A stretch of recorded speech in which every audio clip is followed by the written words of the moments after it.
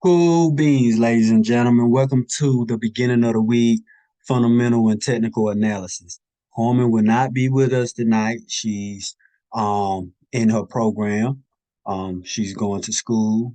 Um I'm gonna let her tell y'all whenever she complete what she's actually doing. I think she might have mentioned it before, but Carmen's making big moves. Uh might be seeing Carmen on old Bloomberg CNBC here pretty soon. So keep your eyes open for that.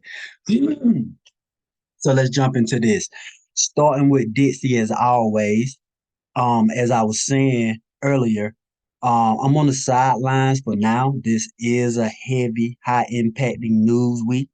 Um, typically, um, I would want to see Dixie continue to expand higher to run this buy side liquidity that we have here.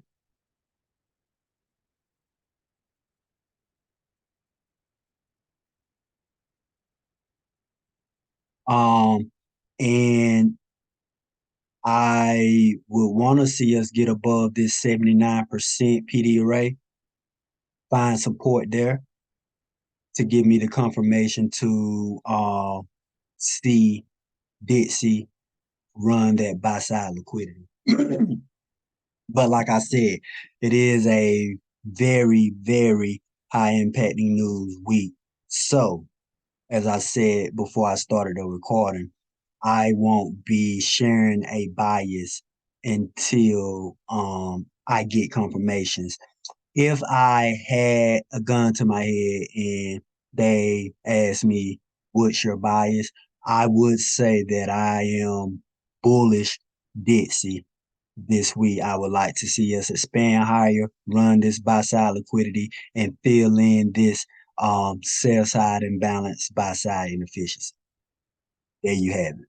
So, with that being said, let's look at our currency pairs. Euro USD. You know, our currency pairs inversely correlate with Dixie.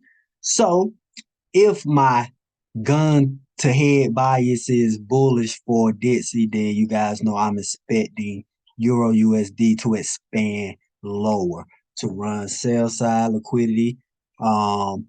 And run into this buy side imbalance, sell side inefficiency, and potentially with the high impacting news week that we have, um, run down into this weekly fair value gap that we see shaded in blue. Same thing with pound, GBP USD. I would like to see us expand lower. We do have a daily breaker block right here. So this would be my first level of um profit taking, take profit. And this would be my second take profit. And if we continue to expand lower this week, I would like to see us run down. I would be done by the time we get here. If we ran here and I took this trade from here as a sell, this would be TP1 for about 84 pips, and then final TP2, 240 pips. That's that's more than enough food to fill up your belly for the week. NZDUSD, same thing, even though she looking like she want to do what she want to do. So that's exactly why I'm on the sideline until I see confirmation. Um, but however, I would like to see NZD USD expand lower too. I would be targeting this sell side liquidity and this buy side imbalance, sell side inefficiency right here with this fair value gap. Um, we came down in there right here Thursday, Friday. Uh, let me look at pound one more time.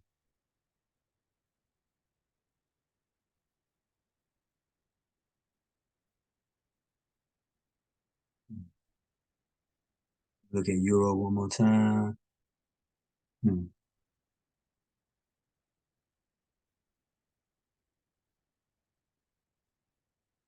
Yep, exactly why I'm on the sideline because I'm not afraid to say, uh, so Corman, Corman is joining us tonight. Welcome, Corman. So I'll be passing it over to you in a minute. That's great. So, yeah, let me see something. Let me go ahead and throw this value gap structure on there. Um, Yep, no bias for NZD/USD, but like I said, I do want to see currencies expand lower this week. Um,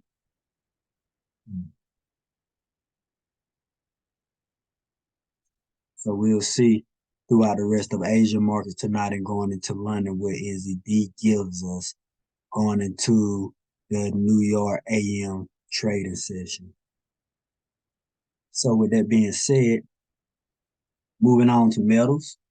I would like to see us pull down to the discount PD array at 23.6, 23.2. Plain and simple. Gold, same thing. I would like to see us pull down to the PD array at 32, 1932, 1923. Plain and simple. Oil. Ah, yes, sir. Y'all already know the score. I ain't even got to tell you, but I will for sure. So I want to see us get above this gray shaded market structure. That's the area we've been waiting to get back above since December last year. Came up, retested right here, but didn't break above it. April of this year. So let's see how we at this time when we get to it. Um, right now we are currently at this daily sell side imbalance, buy side inefficiency. So we should see a reaction to that level. We'll probably get a pull back down. Uh, and we need to pull back down. Okay.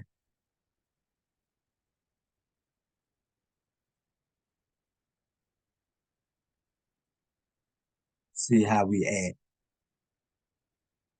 If and when we pull back down to this buy side imbalance, sell side inefficiency in the form of this fair value gap here. Let's see. Um, moving on to futures. Looking at ES, I would like to see us pull back down to Friday's PD array. We pushed back up Friday to Thursday's PD array. That is the level you see at 46.3 and 46.6, 46,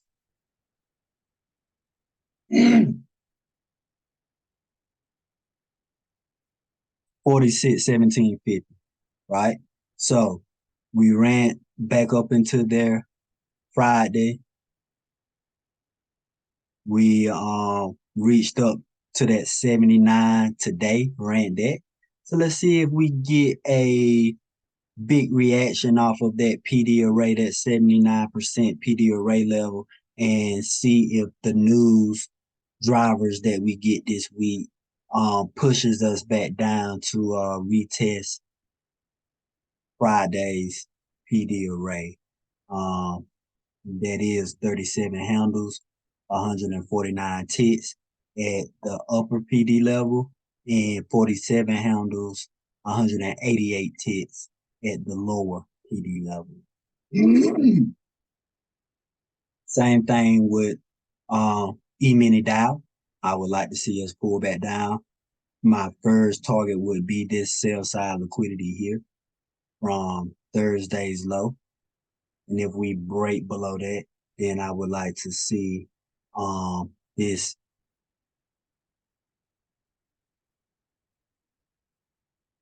weekly PD array from last week before last retest. But that's if we run last week's sell side liquidity first. So we would need to see 35,348 broken through aggressively, and then act as a resistance on a retest, and then that our confirmation for price to run week before last's PD array, discount PD array. Same thing for you meaning NASDAQ. I would like to see us pull back down to let me see. Yeah, uh July the 10th, the week of July the 10th, PD array, right? But of course, first target, you know what? Scratch that. My bad, guys. Getting ahead of myself. Tripping.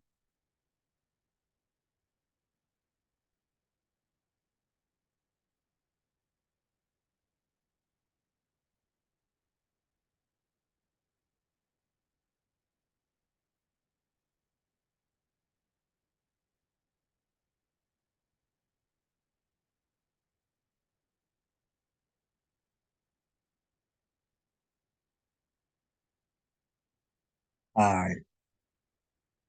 Last week's PD array is what I would like to see us pull back to this week.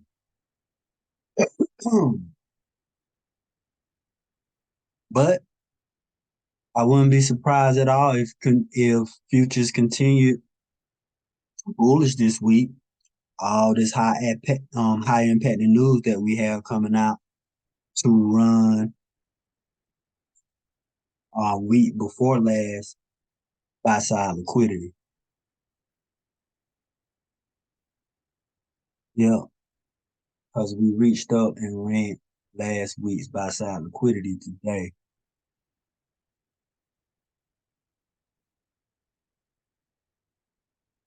15,904.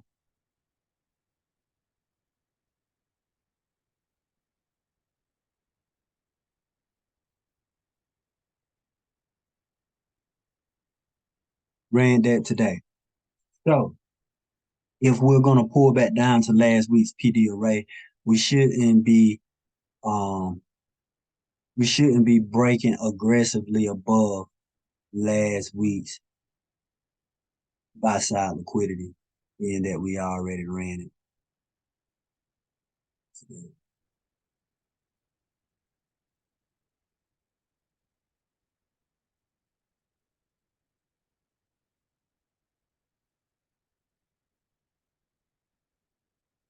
So that's what I want to see for futures.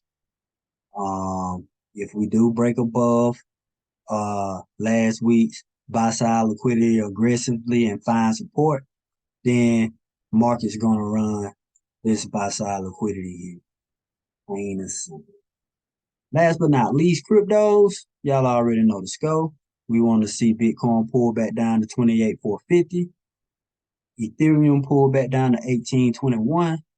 And we are dollar cost averaging in Apecoin if it pulls down to or drops down to $1.50, and so forth and so forth.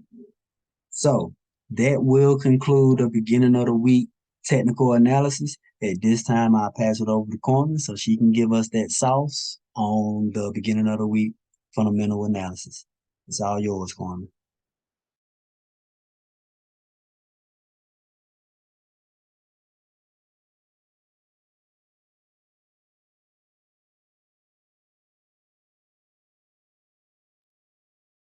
Okay, so let's see here.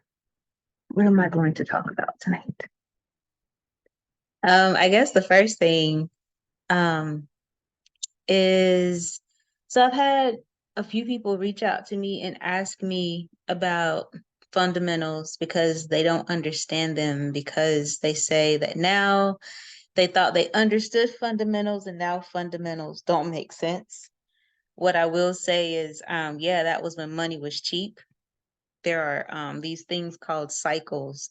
Really not trying to be a smart ass whenever I say this, but it's like you really, really, really have to look at the market as a collective. And you have to not only look at present day, because I feel like a lot of people got into the stock market because of COVID, and just dove in and just looked at what was going on right now. But when you really take a really detailed look at the market, like you start to see cycles, medium-sized cycles, and then smaller cycles show up in the market. So I am going to go over this. I'm probably going to have to go over it again, and it's fine. I don't care.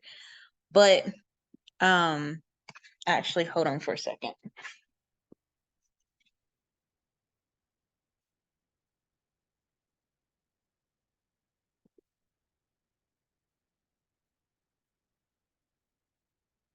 I had to go pull a book off of the bookshelf so that I could tell you what this book is.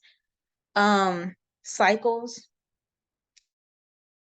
the Prediction, by Edward R. Dewey and Edwin F. Dakin.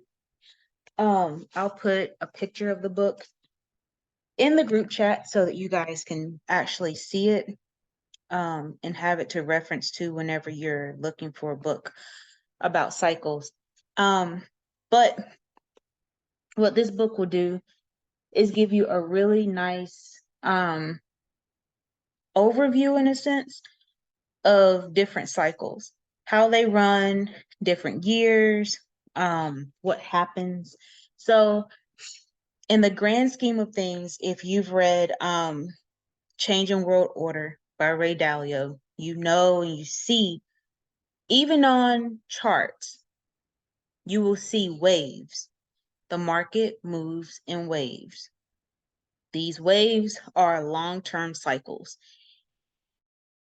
Put up the Dow chart and you zoom out as far as it will go on, I would say the weekly. You could possibly do it on the monthly too, and just go like really, really far out. You'll see the market moves in waves. Those waves that you're seeing, if you measure the troughs, so the start of an uptick and the downturn and the end of that uptick, when you measure the years that it took for the market to start going up, peak, and then come back down, that's a cycle. And you have to understand what's happening between these cycles. So long-term debt, the easiest way I can get you to think about and remember long-term debt is like a mortgage. So the long-term debt cycle tends to be anywhere from 30 to about 40, 45 years. And that's because you do have a lot of people that will go in, take out equity, and then there are also some longer term things that are taken into consideration. But for the most part, your long-term debt cycle is going to be about 30 years. Then you have intermediate cycles in between. Your intermediate cycles are about 12 years.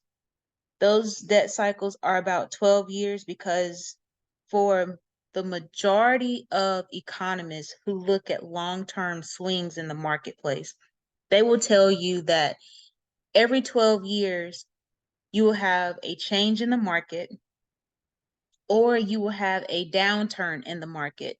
That is because of policies catching up.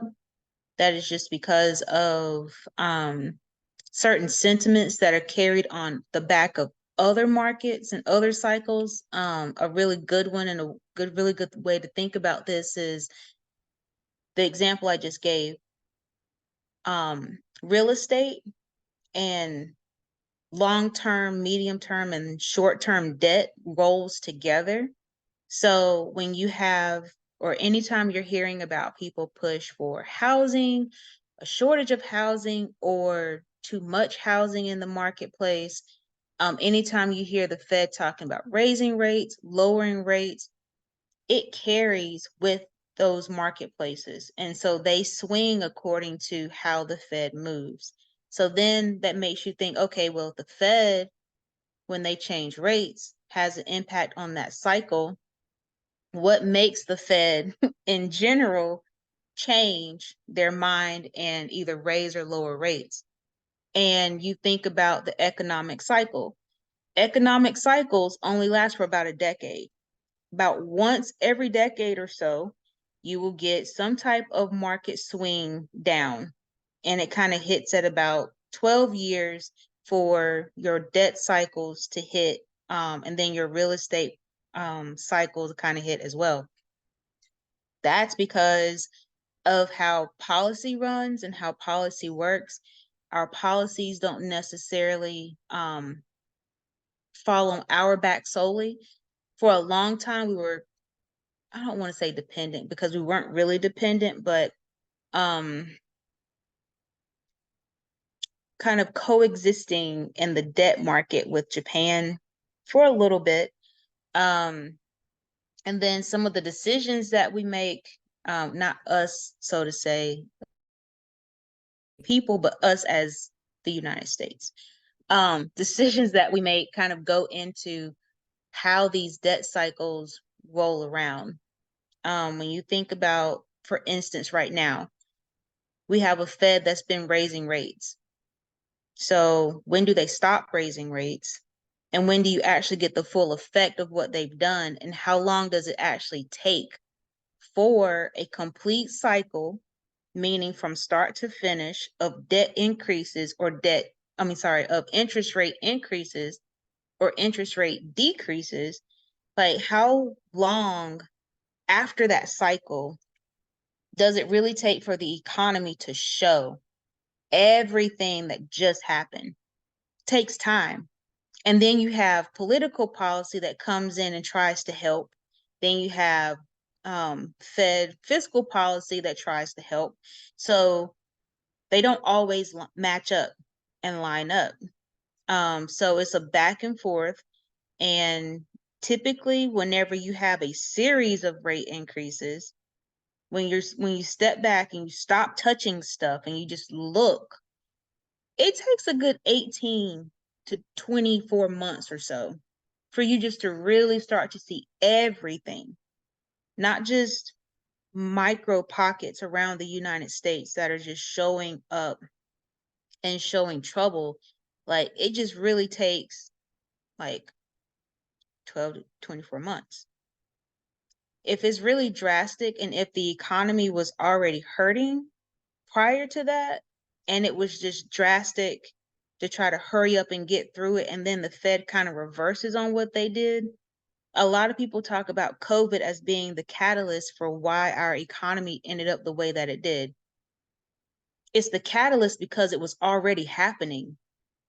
If you go back to the third quarter of 2019 and you start looking at the things the Fed was talking about, then you start looking at what actually happened to the market in 2020. For those people, so like if you lived under a rock and you didn't know COVID was happening, you would have been like, oh yeah, yep, it's bound to happen. All because the Fed went from raising rates to keeping rates stable to then they didn't keep rates stable very long. They only kept rates stable for a few months and they started dropping rates. So when you have the Fed doing this really quick reversal, the quickest way to push an economy over the edge is go in one direction and just quickly reverse into another direction. If you like 1970s, 1980s, whenever we had like economic hardships and tough times in the market, was when the Fed just decided to, on a whim, change rates. All right, so you have real estate cycle, you have your debt cycle, long, medium, short term, your political cycles. So a lot of people don't talk about political cycles as much as they should, but I feel like they're very important. I don't care who the candidate is. I don't care who the party is in office. I don't care if it's first term, second term. It's a political cycle, meaning that there is always going to be some hang up every 2 years that happens in the marketplace when it comes to trying to entice voters. So that could easily be stimulus. It could be boost to a program, cuts to certain programs, shifting of government funds.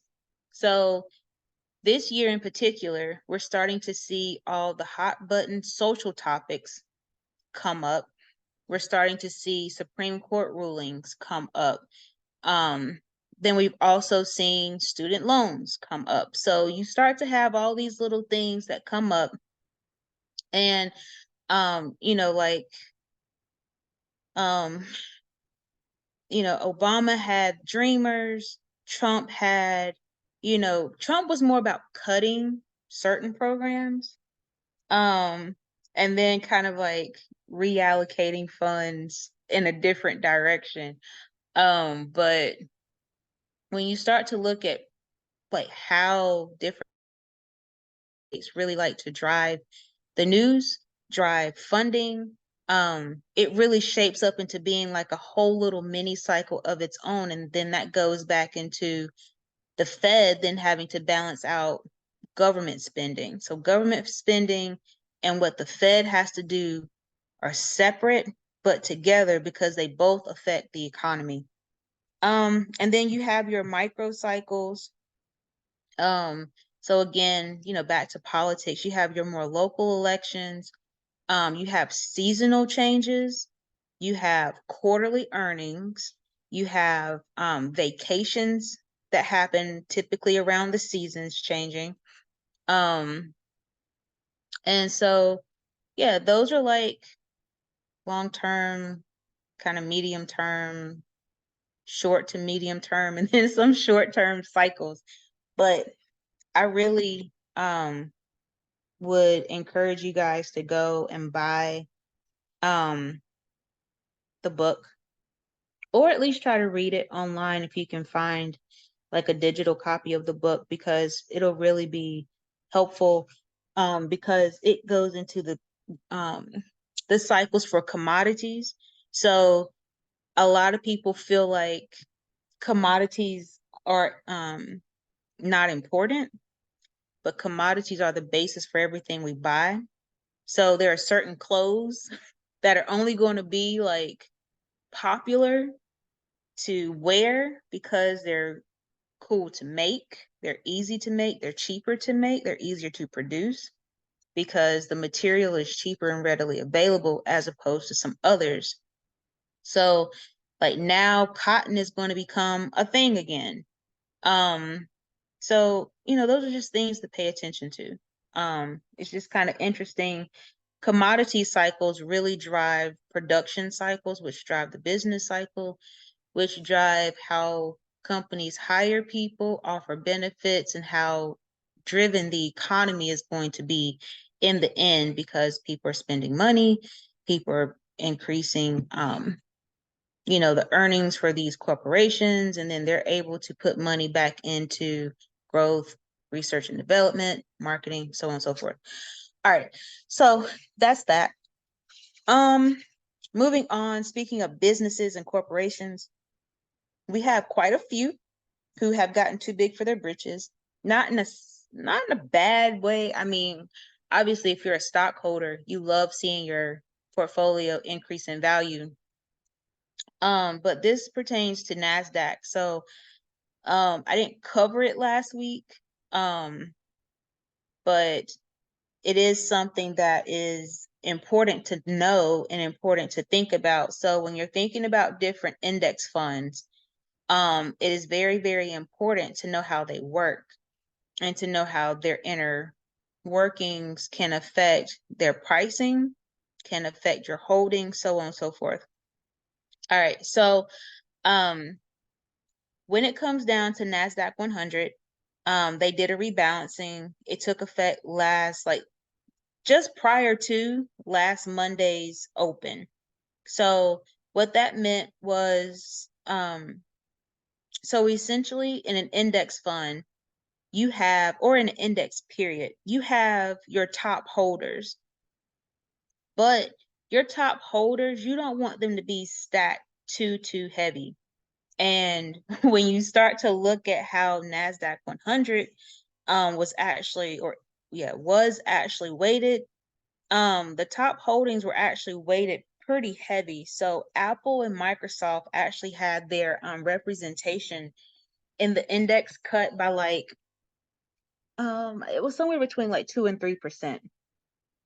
And that's because when you start to have these companies that grow and they grow really big and they have these weightings, there's way too much emphasis and dependence on that index moving one way or the other placed on these stocks. So the stocks that had their weightings reevaluated and essentially notched down. So now the top largest holdings can't be any more than like 40%. That's a cap now. And believe it or not, it was almost 50, I think, right before. So Nvidia, Tesla, Apple, Microsoft, Amazon, and Alphabet were in that group. And Tesla held a lot, so did Apple and Microsoft. So last week, markets did what they did.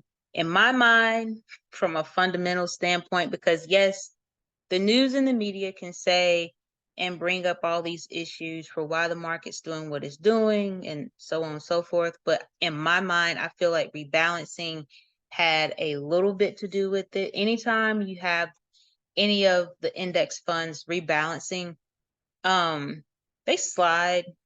It's not always drastic. Sometimes it's barely noticeable if you look at the week as a whole. And let's say rebalancing like on Monday, but you're looking at the trailing like 5 days of market activity. I mean, it might be 0.5% or so more than those other days, but that's it. But last week we did have, some dips here and there in the market. So I feel like that was part of it.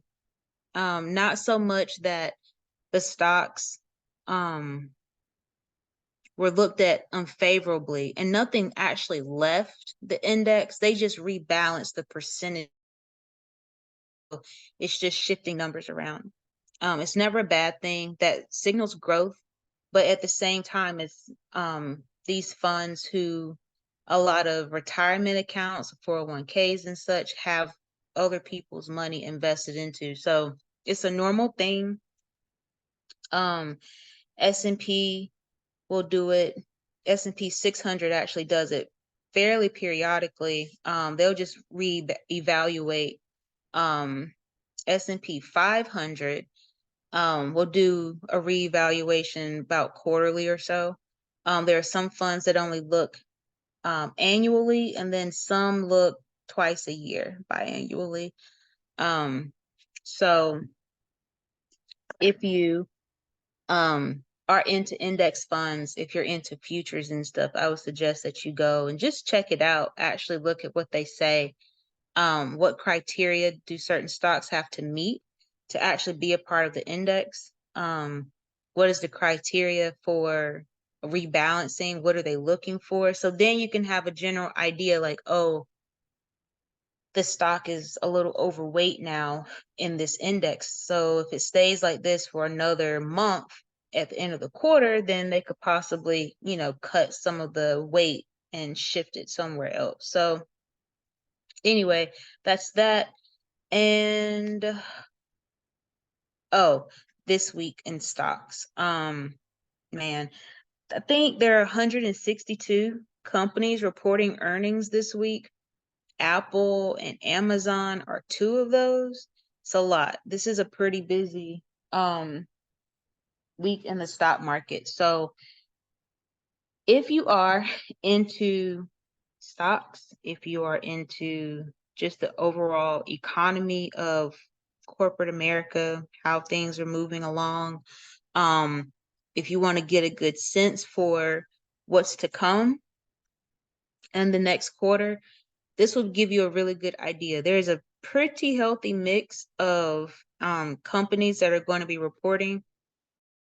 So I would definitely say, even if you're not into stocks, and let's say you're just more into futures in general, definitely take a look at it because it's definitely worth it.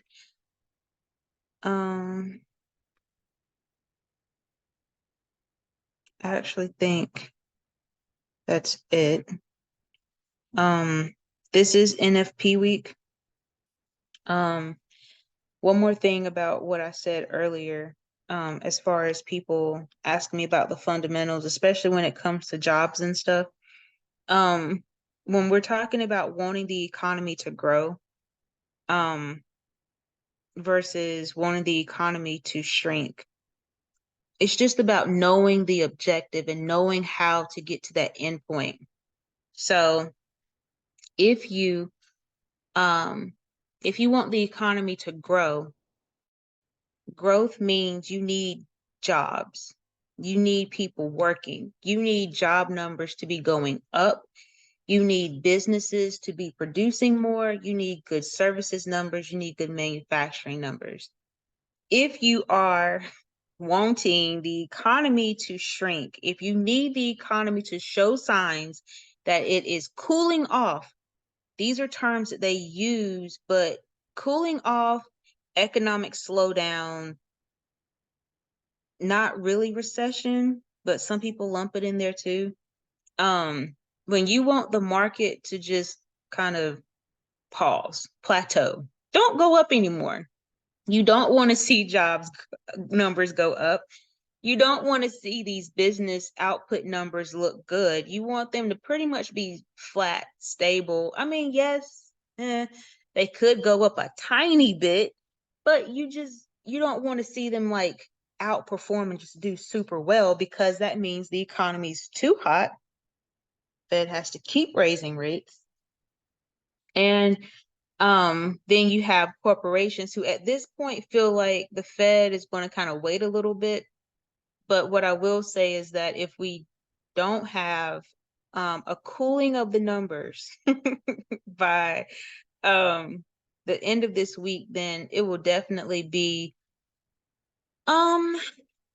interesting, to say the least, for the Fed. It'll be interesting to see what they decide to do. And yeah, I'm just gonna leave it at that for now. But we'll keep watching the numbers, keep paying attention to the fundamentals, and just go from there. Because right now we need an economy that we're going into the fall, so hopefully the market cools off like the weather should, or the weather should cool off like the market should. Both of them are hot right now, so neither one of them are just really behaving well. So we'll see.